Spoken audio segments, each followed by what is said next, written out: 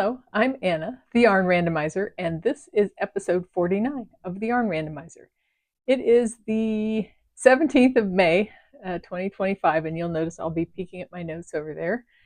And this is a knitting podcast.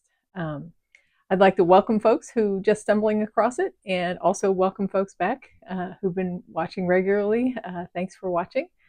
And so let's see. Oh yes, I gotta get practice at these intros. But so you can find me on Instagram and Ravelry as the Yarn Randomizer, and also in Gmail, and all my contact stuff is down there, as well as all the notes for the episode. So any patterns I mention, any stuff I show, everything is down in the notes. So in the meantime, before we get started, first of all, I always like to quickly say why randomizer is because I pick yarns randomly from my stash to decide projects to do.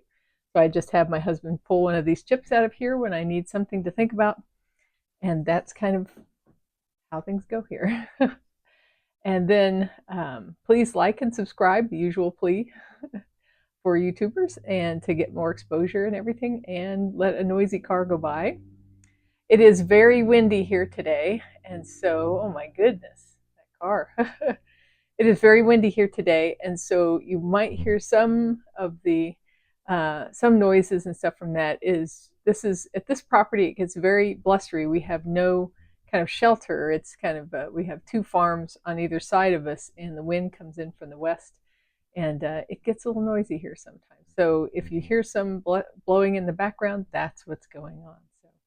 So otherwise, let's see. Up front, I want to talk about our winner from last episode. I had this Yarnable from Hypnotic Yarn, this Bougie New Year, up for grabs, and the random pick was Terry Monk, or at TEEMUNKEE. If that's you, email me at my Gmail address, and we'll figure out how to get this to you. I got everything else mailed out from last time. Everybody's, I think, received their yarn and everything. So yeah. So this is the only one that's up in the air right now. So get in touch with me, and we'll figure out how to get it to you. So yeah. And so what am I wearing? Oh my goodness. This is actually my finished object for this week as well. So this is the Avenue Tee by Tori Yu, and not T, sorry.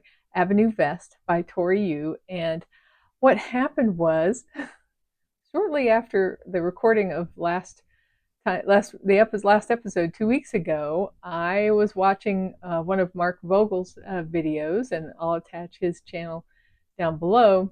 And he was talking about a May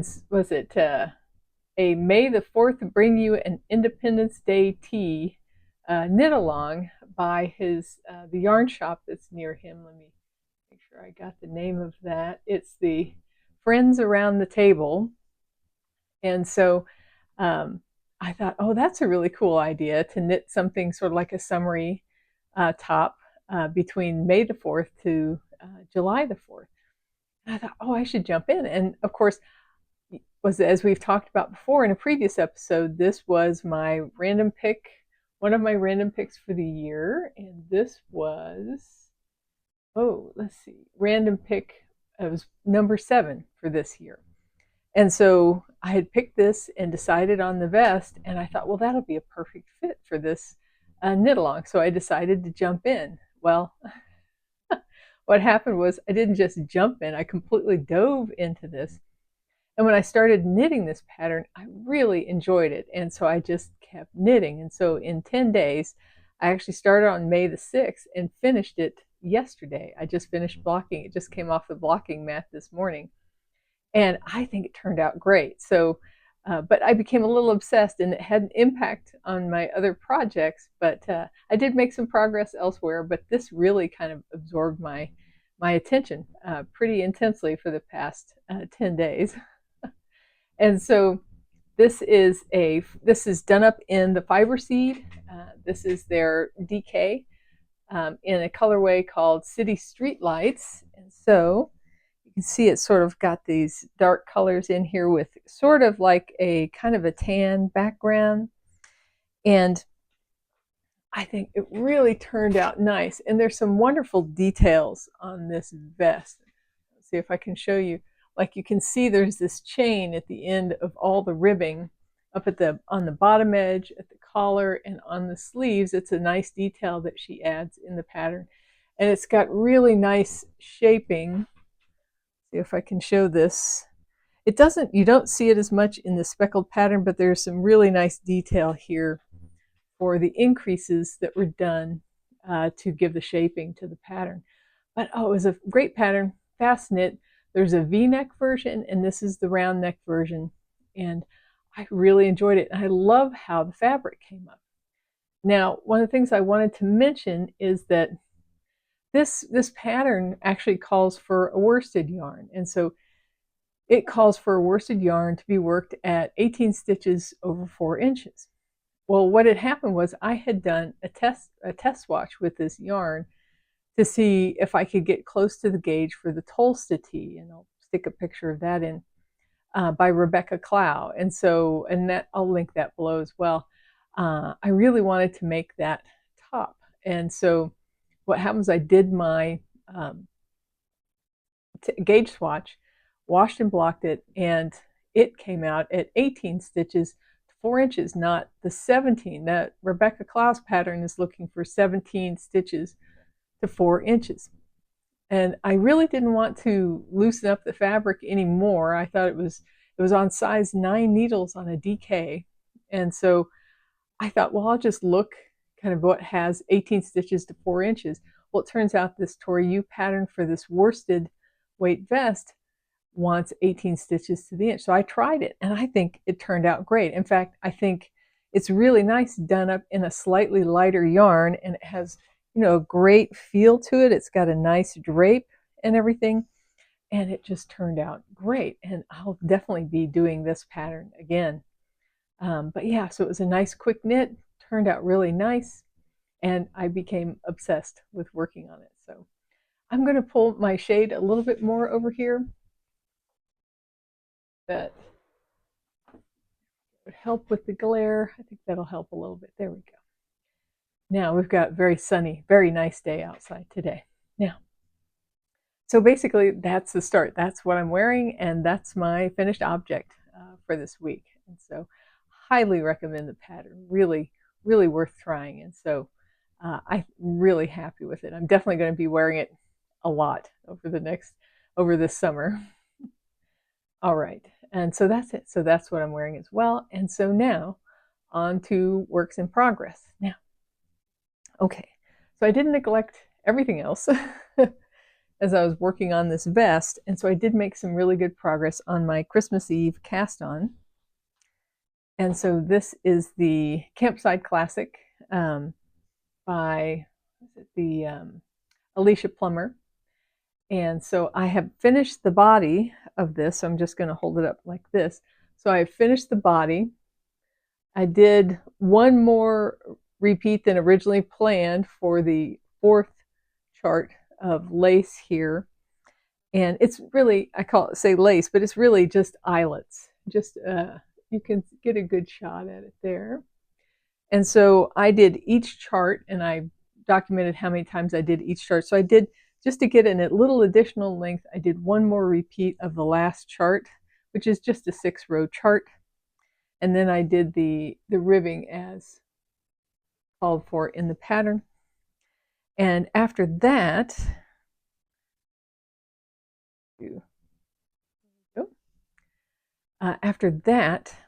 I did the collar.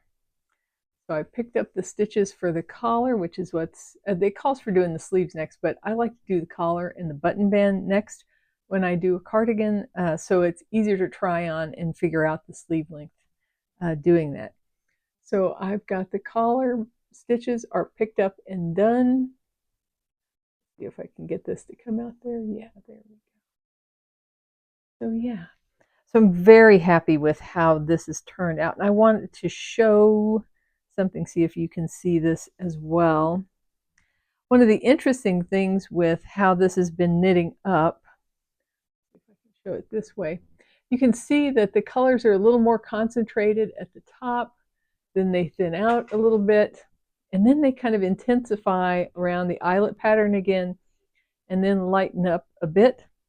And I'm really liking how that looks, how that's come out in the sweater. I think it looks really cool. I'm curious about what'll happen with the sleeves in this process, but yeah, you can even see it there, how it's denser at the top, a little more space, a little more dense, a little more space, and I'm thinking it looks really neat. So yeah, so down to I have to do the front button bands, and then figure out what buttons I want to use for this. But yeah, it's just really the primary knitting left is on the sleeves. So we'll see. Maybe I'll get obsessed about this over the next 2 weeks. I am still amazed at how great this is a hypnotic yarn. They're DK, and I'm amazed how nice this yarn feels. This yarn has a very smooth, kind of slick feel, and it's really nice. This stuff has a more kind of softer feel to the surface, less slick and more kind of very squishy and everything. They're both really nice, but this one, I'm really just kind of remarkable about how soft it is. But yeah, so this is progressing really well. So maybe my Christmas Eve cast on will be done before before June 19th this year. So we'll see. That's when I have a retreat to do up in for Bare Naked Wools up here up in northern Ohio. So yeah, so that's the progress on that. I feel like it's sort of a speckle overload between this. And do we have anything else that's going on with speckles? Let me take a look. I feel like there's another project that's speckly too. Well, sort of the sock. We'll see. All right, so that is the progress on my Christmas Eve cast on, and I'm really happy with how that's turning out. The Campside Classic pattern is just great. I'm really enjoying it, and I could see knitting that without the eyelets or with the eyelets. Might be really interesting to try with a solid color and everything, but it's just been great. Now the next project is the big behemoth that's in the room each episode, and that is my year-long blanket. And this one is the Bubbly Blossoms blanket by Stephen West. And I think I've been more than 35% through it. By the end of June, it'll be halfway done. And right now I am on a section that has dip stitches. So let's see the best way to hold this up. Okay, it is getting pretty big. All right. So there it is. Let me pull this shade down a little bit. All right. Yeah, there we go. And so I've completed, was it 1, 2, 3, 4 sets of the dip stitches. Now I've got 4 more sets of dip stitches to go. They'll continue rotating from the dark brown, the medium brown, and then the light green. It'll continue that another time after I do this light green next. And so yeah, so I'm making good progress on that, keeping up. I did change one thing about my spreadsheet. Originally, these dip stitch rows, they occur on rows that are, these are 720 stitch rows here on here. But when you're doing the dip stitch, when you're doing the first dip part of the stitch, you're doing 2 stitches for every stitch on the row. And so I decided to double the count to the 1440 stitches in the row instead for the dip stitch row, and then for the row where you SSK all the way around, because it was taking me, the 700, doing the dip stitches is more work, definitely. And so I did that, adjusted my spreadsheet accordingly, and it kind of spread out the dates a little differently. So I usually have a couple of days to do these dip stitch rows instead of just like one day, which was getting a little bit much. So let's see if I can hold that up there. There we go. You can see it from the center. And so I'm super happy with how this blanket's turning out. I'm working this up in Finished Knits Lankava, my Neo. It's a DK yarn that's imported from Finland, and it's 75% wool, 25% nylon. And I like it because I wanted the blanket to be, at least a wool blend, mostly wool. and it's affordable. This blanket takes 16 skeins of DK yarn, and if that would have been designer dyed yarn at 20 something to 30 something dollars ball, this would have been an extremely expensive blanket. But at Finished Knits, I'm not sure what the price. When I originally bought that yarn, I think it was a little lower, but it's like $8.99 a skein, which made it much more. It still cost you some money, but it's much more affordable. So yeah, it continues to come along, but I am looking forward to finishing the dip stitch section. It's a lot of work. And the effect is nice and everything, but yeah, it's a lot of work. All right, so that is that project, my year-long blanket. Next is the Belle de Jour socks. When last we discussed these socks, I had a problem. Let's see, let me get these down. When I got to a certain point on the second sock, I realized things were off by about 2 rows. The where I was on the pattern on the instep wasn't where it was supposed to be, and I could have just continued with the sock, and nobody would have you would have never noticed it and stuff. But those kind of little details bug me a little bit. So here's the completed sock, and this is sort of speckly a little bit maybe, and really super happy with the pattern. It's got a nice slip stitch pattern going there where you catch those slip stitches up higher. You'll notice when I was trying to figure out where I'd gone wrong, I've got a whole set of removable, the light bulb stitch markers there to mark every increase on the gusset. And so what I did was I picked through and identified every increase on the gusset, and then and matched the sock and said the socks were absolutely identical on the pattern and on the increases for the gusset. But then when I got to before the heel turn happens and everything, I realized I could see that I had, instead of 4 rows, I had 6 rows between the completion of the gusset and before the heel turn on the second sock. So I had to frog it back and kind of riff it back to there, and then did it as it was supposed to be. So I've completed the heel turn again on this, and I have to say I do love this heel on this sock. Let's see, is there actually, let me get one of my sock blockers really quick. Which drawer? There it is. All right, let me take the completed sock so I can show you for anybody who hasn't seen this. Now, it's similar to a Flegel heel. I'm a toe-up sock fan, prefer that, and I really enjoy a Flegel heel. And a Flegel heel typically just, you have a gusset that increases the stitches, and then you just do short rows that consume the stitches, and it's a little different than this. So this does have short rows, it has German short rows, and even the gusset is done a little differently. So if you can see down here, the line of increases happens down here. So this section looks completely straight. There's a set of stitches that are added here, so you have kind of a wedge forming under the heel. And then what you do is you start doing these short rows, these German short rows, but instead of decreasing where the German short row is happening, the decreases happen in a wedge coming back the other way. And so it's almost like you have a little hammock under the heel of your foot with this sock, with the German short rows, which still look really cool. Yeah, so the German short rows there. So it's a really interesting heel. It's different probably from any other sock that I've done. And I had forgotten, I think I was earlier on in my sock knitting kind of phase when I first knit a pair of these. And so looking at it this time around, it's a really interesting approach. And so yeah, highly recommend the pattern. Belle de Jour, and that is by Natalia Vasileva.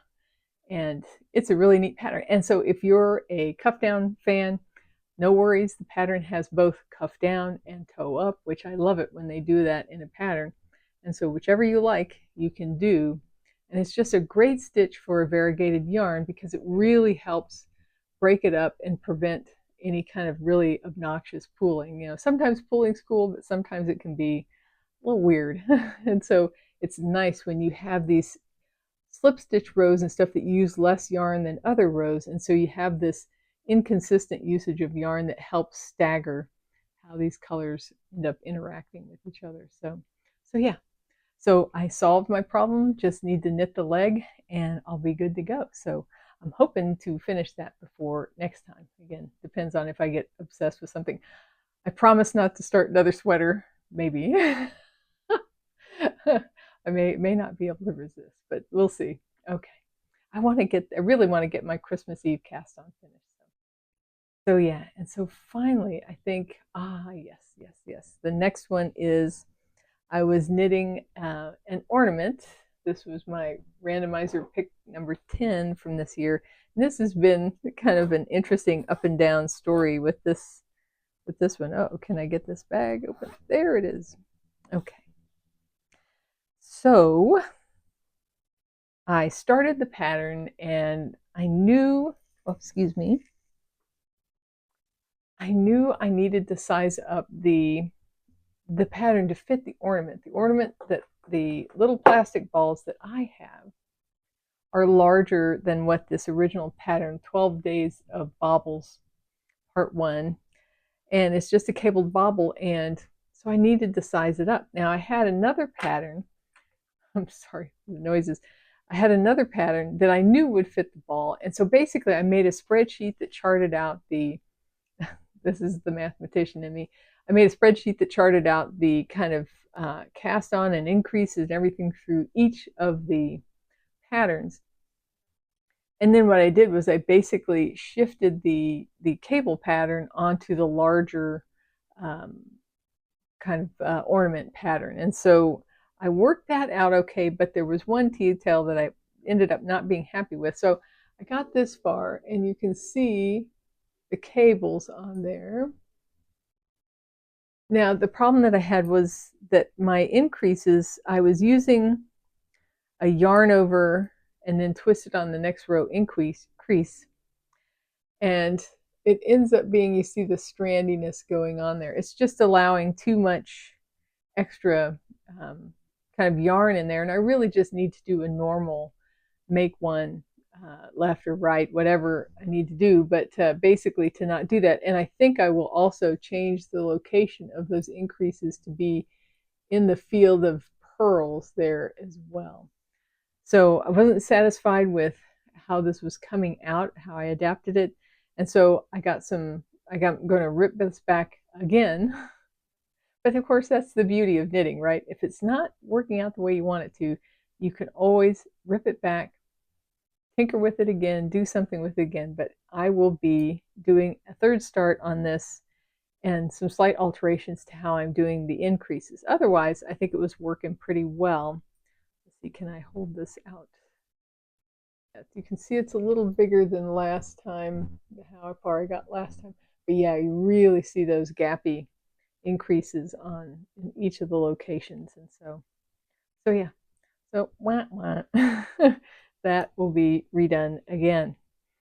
So yeah, but lesson learned. I figure once I get a good kind of setup for making ornaments for that larger bulbs, I still have 8 more of those up there. And so I figure I can do a bunch with different styles on there and be good to go for next Christmas. So and it's good. Ornament knitting is actually really good summer knitting because they're just so small and really kind of easy to carry around and don't overheat you and everything. So yeah, so I think that's it for my works in progress.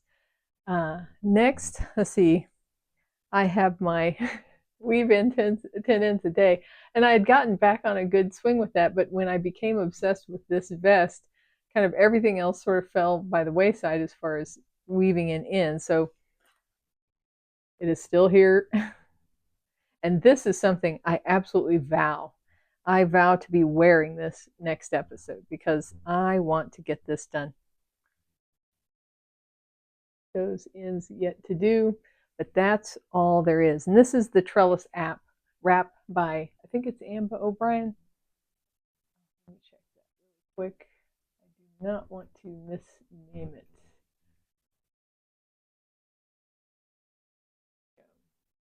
Oh, I'm sorry. So yeah, it's not Amba O'Brien. I've done a lot of her patterns, but this is Melissa Leapman, and that'll all be linked below. And it is an amazing pattern, but I have some feedback. And so my recommendation, there are cases here where this yarn is being changed on almost every row, very frequently. And so they have an eyelet pattern with a garter band at the outer edge. And my recommendation is, if you do this, because there are some great pattern stitches in here, you can see some really neat, these little sort of mini baubles here with the strand going across the front and just some neat textures going on. My recommendation is to do a I-cord edge. If you do an I-cord edge with no eyelets there, you'll have a great place to weave in those ends, or at least work from the outside to the inside.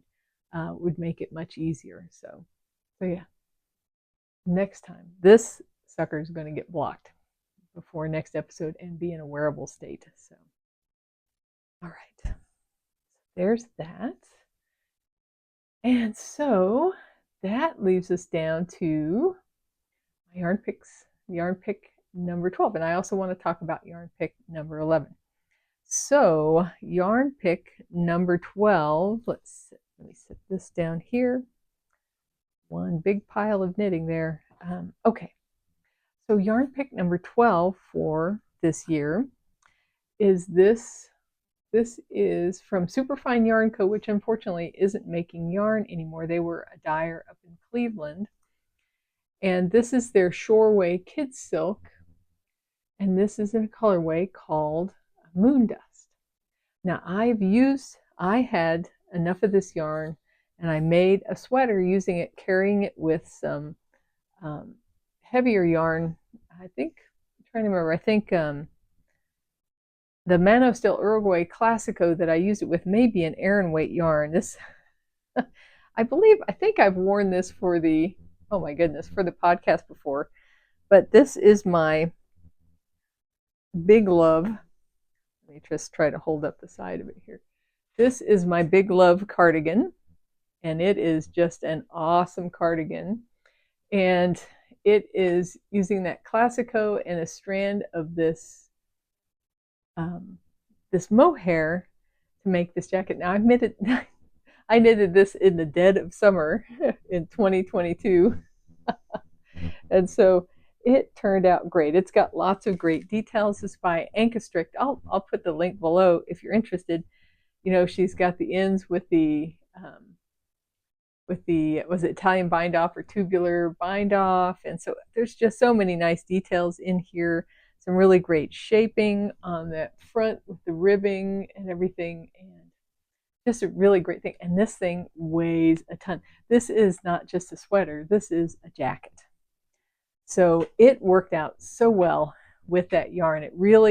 I was very concerned about how the Classico was going to look. If you know anything about Classico by Mano Steel Uruguay, it's very tonal, and even the colors can be different skein to skein. I don't think they do dye lots and that kind of stuff. And so I had 8 skeins, but carrying the mohair with it helped moderate the differences between the skeins. And also, Mano Steel Uruguay Classico is thick, kind of a thick and thin yarn.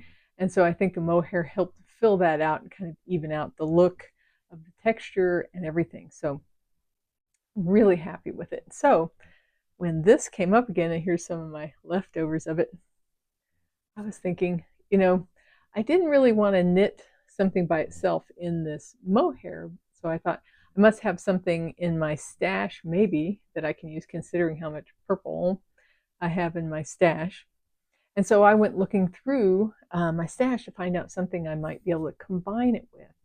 And so as it turns out, as luck might have it, sit up here, I had in my stash 2 skeins of the Fiber Seed worsted, and this colorway was one she had on sale. She had used the colorway in a Hanukkah box. She does Advent boxes and Hanukkah boxes, and so this was one that she had on sale, I think in January, after that Christmas season. And this is Hanukkah Night 2, and that's what this colorway is. Now, the really cool thing is that you can see what an affinity how well these will go together. There's some bits of blue in the moon dust and the blues and the purples, and I feel like this was just a match. This, if I, you would assumed I would have planned it when I bought these two yarns, but I did not. But they are a really excellent match. And so I have 500 yards of the fiber seed worsted and 550 of the mohair. And so I looked around. I have a search, I will put it in the notes, that looks for, let's see, lace. It's a search basically that looks for patterns that combine lace with some other yarn. So I did that, but I adjusted it so that it looked for the other yarn to be worsted weight. And so there's a lot of great controls in how you can search on Ravelry. And so I looked around for patterns that would use around 500 yards for a combination of lace and worsted weight. And the pattern I came up with was the Terrazzo Neck by Petite Knit. And so I'll put in a picture of that. And so I think that's going to be a really fun knit. And so that's my plan, is to combine those two yarns and make that terrazzo neck. And so I'm really excited to, and I promise I won't jump into it. I got to make that weight. I've got other things to do, but oh my goodness, a pick like this where it just everything comes together, is you just want to jump right into it. And I can completely understand cast-on-itis. But yeah, so I'm really excited about it. And one update on my other pick, let's see where that's at.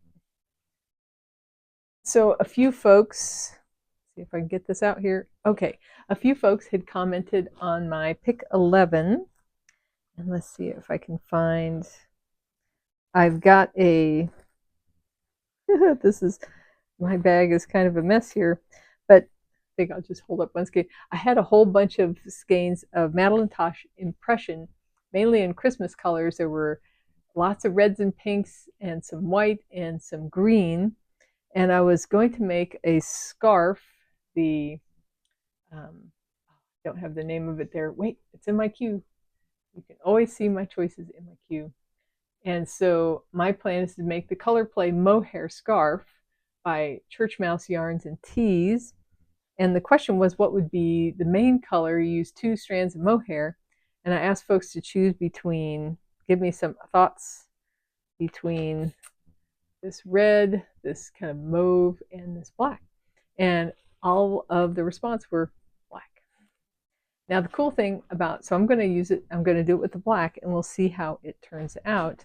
But the cool thing is that will enable me to use the green that I have in there as well. So I'll be able to use all the colors from the leftovers with the black and marl those together for the scarf. And so we'll see how that turns out. Again, that won't be starting right away, but that will get done sometime this year.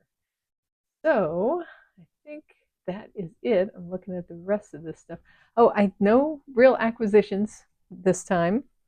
But, well, actually, I did get an acquisition, but it's not yarn. And so I really enjoyed the bag I got from the Spinning Loft. And I have my Christmas Eve cast on in that bag. But the quality of the bag was so nice, and I liked all the details about it, that I went back and picked up one to be basically my new purse. And so this is from the Spinning Loft, and I liked this fabric with the different seed packets on it. And so basically, this is my new purse now. So I like it because it has some really great thick canvas bands to carry it with. It has a zipper closure on the top. It has a zipper closed outside pocket, and it has an open inside pocket as well. And it's really nicely lined. Just tons of great details. Let me see if I can find this. The pull is really nice and has, the cord help find it and pull it, and just, again, and the weight of this is really good. So I'll link that shop below, but I couldn't resist doing this. Now, this is my new bag for now. Now, since I got a new bag, Papa's got a brand new bag, is that? I can't remember if I ever talked about it, but when I went to the Jimmy Beans Wool summer retreat, one of the things that happened there was we got a Delaque bag. And this is a bag, it has a handle, but it also has backpack straps on it. And it is meant, you see it's got the little stitch marker holder and some stitch markers. And it's got a couple of zippered pockets on the front and another zippered pocket on the back. And then if you open it up, it has got inside some zippered pockets in here. It's lined. It has, spots for pens. It also has this built-in, it's got a yarn cutter in there too, as well, and all kinds of interesting details. Now, what I decided was, I don't know, it's just not my style of a bag. And so I was trying to use it as my main bag, but yeah, it just ended up not really caring for it that much. And so it's even got the feet on the bottom there and stuff. So I thought I had gotten this for free in the retreat. And so if any of you are interested in this Delaque bag, this backpack bag, please, let's think about how to talk about this. Backpack. How about just the word backpack? So if you are interested in being in the run for this, please mention the backpack in your comment. And remember, no talking about giveaways, because then the scammers come out and we don't want that to happen. So yeah, mention a backpack and we'll talk about, I'll figure that out for next episode, who gets a hold of that. So yeah, yeah, there it is. This Delaque backpack is up for the offering. So, all right, so I think we're down to my weekly video. And so yes, I have it right there. I'm not going to talk about stash management this time. I haven't bought anything, and so I'm still working against my debt there. And so for anybody new, I have a challenge going on this year, is that I need to use up twice as much yarn as I buy this year. And if I don't do that, I have to compensate by destashing at the end of the year to make up the difference. And whatever that ends up being, that's going to go to somebody. So otherwise, video. And so this one is going to be related to my geeky interest in, or not just interest, career in mathematics. And so my background and my degrees are in mathematics. I worked in mathematical software for many years. If you know what Azure machine learning is, it was the startup that I was in got bought, and we wrote the kind of core mathematical kernels, made sure they worked right and that kind of stuff for Azure machine learning. And so that was my last big mathematical thing I did before retiring. So one of my favorite YouTube channels is Stand Up Maths. And he has got a great way of presenting mathematical concepts and that kind of stuff. But this one in particular is really interesting because it has to do with how do you, let's say, you have things that can't be split up. Let's say there's 5 cookies and there's 3 people. So how do you split things up? And so this has to do with how many seats in the House of Representatives here in the U.S. get divided among the states. And so he gets into showing how you can have something happen where if the number of seats increases, a place might actually lose a seat in the process of that. So he goes into nice detail on kind of all the kind of complications around how you share a set of kind of self-contained objects that can't be split, whether it's seats or cookies, and how different methods came about, and how George Washington's first veto as president related to exactly this problem. So maybe too much nerdiness there in one kind of wrapped up ball. But he has a great delivery, and he's always interesting to watch, and so it's well worth watching and a lot of fun. So yeah, so that's my geeky video share for this week. So yeah, so I think that's everything. I do still have a video to process with respect to finishing my, I think, fatigue cap, and I've got other ideas going on as well as videos, but I've been a lazy bum over the past couple of weeks, and so got to get to it more consistently, but just kind of enjoying myself as spring hits and the weather's nice and everything. I know you're heading into sweater weather in the southern hemisphere, I believe, and everything, but yeah, just enjoying everything turning green outside and the grass growing like absolute crazy. I think we've mowed 3 times in the past 2 weeks, and but otherwise, yeah, it's been beautiful here, and I hope you've enjoying the weather where you are, and I hope you're experiencing kindness and giving it in return, and taking good care of yourself, and also I hope you are enjoying your knits.